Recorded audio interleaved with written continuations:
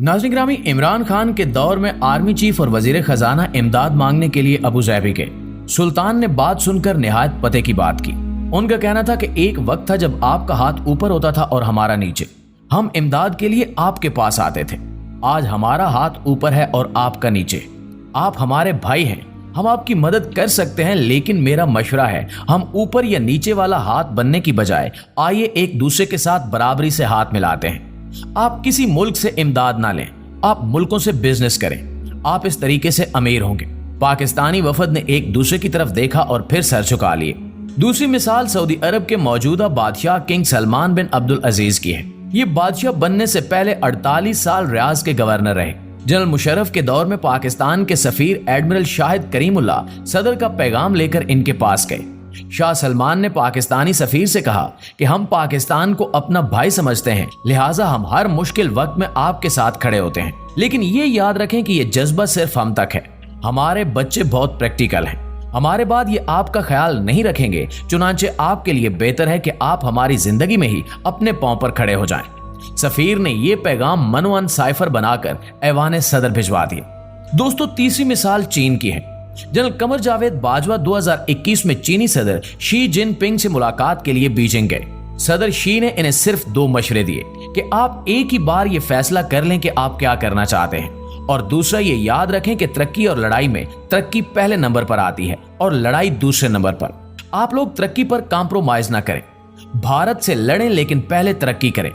उन्होंने चीन की मिसाल देते हुए कहा कि हमारे भारत के साथ 70 साल से तनाज़े चल रहे हैं। हमारी ताज़ा झड़प भी हुई है, मगर इसके बावजूद भारत के साथ हमारा तिजारती हुज्जम बढ़ता चला जा रहा है। हम लड़ाई के बाद भी भारत से ज्यादा तिजारत कर रहे हैं। नाज़रीन ग्रामी, आप थोड़ी देर के लिए इन तमाम मशवरों को साइड पर रखें और दिल्ली में 9 और 10 सितंबर के G20 सरबराही इजलास पर फोकस करें। भारत न सिर्फ दुनिया की 20 बड़ी मईशतों में शामिल हो चुका है, बल्कि ये आज बड़ी मईशतों की मेजबानी भी कर रहा है। दूसरी हकीकत, G20 में इंडोनेशिया, जनूबी कोरिया, मेक्सिको, जनूबी अफ्रीका और तुर्की भी शामिल हैं, और ये 5 मुल्क हमारे सामने इस रेस में शामिल हुए। आप तुर्की को सन 2000 में देखें और इसके बाद इसे 2010 और 2023 में देखें। तुर्की ने कसाद बाजारी और रिसेशन के बावजूद ठीक ठाक तरक्की की।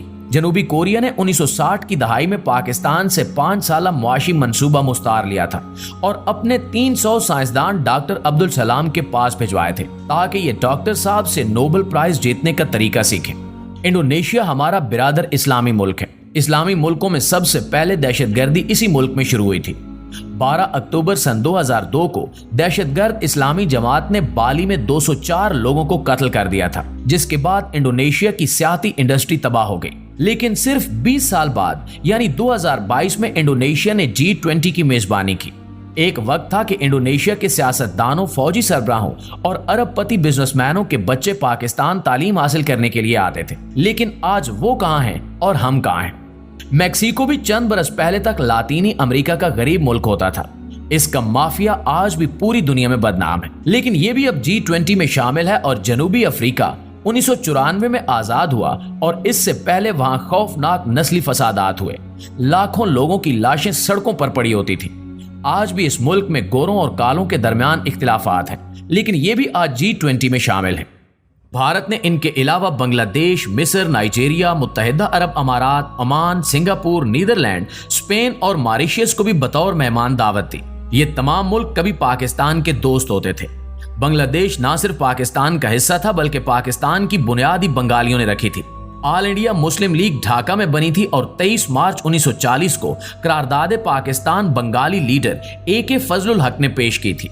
हमने 1971 में बंगालियों को नालायक, पसमानदा और गंदा करार देकर अलग कर दिया, लेकिन आज बांग्लादेश मुआशी लिहाज से पाकिस्तान से आगे है और ये G20 मुल्कों के साथ भी बैठा है। हमने भुट्टो दौर में इसराइल के खिलाफ जंग में मिस्र, उर्दन और शाम की भी मदद की थी। नाइजीरिया जैसे दर्जन भर अफ्रीकी मुल्क पाकिस्तान से टेक्नोलॉजी सीखा करते थे। नाइजीरिया के फौजी अक्सर पाकिस्तानी अकेडमियों में तरबियत हासिल करते थे। मुत्तहिदा अरब अमारात ने स्टार्ट ही पाकिस्तान से लिया था।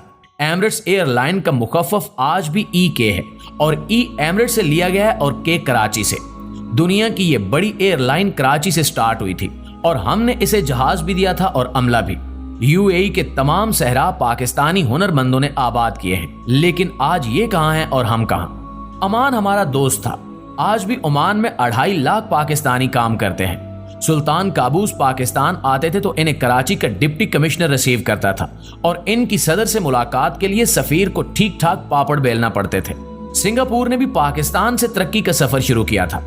सिंगापुर एयरलाइन हो या फिर सिंगापुर पोर्ट, ये पाकिस्तानियों ने बनाई और एक वक्त था जब लीकू आनियों ने पाकिस्तान के सबसे ज्यादा दौरे किए थे और ये पाकिस्तान के तमाम बड़े शहरों और मशहूर लोगों को जानते थे। नीदरलैंड ने 1960 की दहाई में पाकिस्तान को टेलीविजन सेट बेचे थे। फिलिप्स नीदरलैंड का ब्रांड है। पाकिस्तान ने फिलिप्स को मुल्क में काम करने की इजाजत दी और हालैंड ने इसे उस वक्त की सबसे बड़ी डील करार दिया था। स्पेन यूरोप का वाहिद मुल्क था जो हर किस्म के पाकिस्तानी को इमिग्रेशन भी दे देता था और काम की इजाजत भी। आज भी स्पेन में लाखों पाकिस्तानी हैं और पीछे रह गया मॉरिशस, तो हमने आज तक इसे दोस्ती के काबिल ही नहीं समझा। लेकिन ये तमाम ममालिक इस वक्त G20 के सरबराहों के साथ बैठे हैं और हम दूर बैठकर इन्हें हैरत से देख रहे हैं। प्यारे साथियों, अब हम सऊदी अरब की तरफ आते हैं। दुनिया ने हमेशा इन दोनों मुल्कों को इकट्ठा देखा। 1979 में खाना काबा पर हमला हुआ तो सिर्फ पाकिस्तानी फौज को तलब किया गया। यमन में हौसी बागियों के इशू पर भी पाकिस्तान ने सऊदी अरब की मदद की। एटमी धमाकों के बाद पाकिस्तान पर इक्तिसादी पाबंदियां लगी तो उस वक्त सऊदी अरब दुनिया का वाहिद मुल्क था जिसने खुलकर हमारा साथ दिया, हमें मुफ्त पेट्रोल तक दिया। आज भी पाकिस्तान के 20 लाख वर्कर्स अरब मुल्कों में मुलाजमतें कर रहे हैं और इनकी रकूम से मुल्क चल रहा है। भारत सऊदी अरब और UAE पर मुसलसल दबाव डाल रहा है कि आप पाकिस्तानी वर्कर्स को निकाल दें, हम आपको सस्ते और ज्यादा हुनरमंद दे देते हैं, मगर अरब ये पेशकश कबूल नहीं कर रहे। लेकिन नाज़रीन, सवाल यह है कि अरब ममालिक कब तक इनकार करेंगे? हमें मानना होगा कि दुनिया बदल चुकी है। अरब मुल्कों में नई नस्ल इक्तिदार और बिजनेस में आ चुकी है और ये नस्ल भाईचारे की बजाय कारोबार को अहमियत देती है। UAE में हुकूमत ने इन्वेस्टमेंट कंपनी बना रखी है। ये कंपनी $500 बिलियन की मालिक है और इसके कारिंदे पूरी दुनिया में कारोबारी मौके तलाश कर रहे हैं। ये ऐसे मुलाजमीन को साल बाद निकाल देते हैं जो कंपनी के पैसे इन्वेस्ट नहीं करते। लिहाजा इन हालात में अरबों को पाकिस्तान में क्या दिलचस्पी होगी? हम माने या न माने, मगर हकीकत यही है कि हम दुनिया और अपने दोस्तों की नजर में इस कदर बेवकूफ हो चुके हैं कि हमने सऊदी वली अहद को भारत जाते वक्त चंद घंटे पाकिस्तान में गुजारने की दावत दी, मगर वली अहद तैयार नहीं हुए।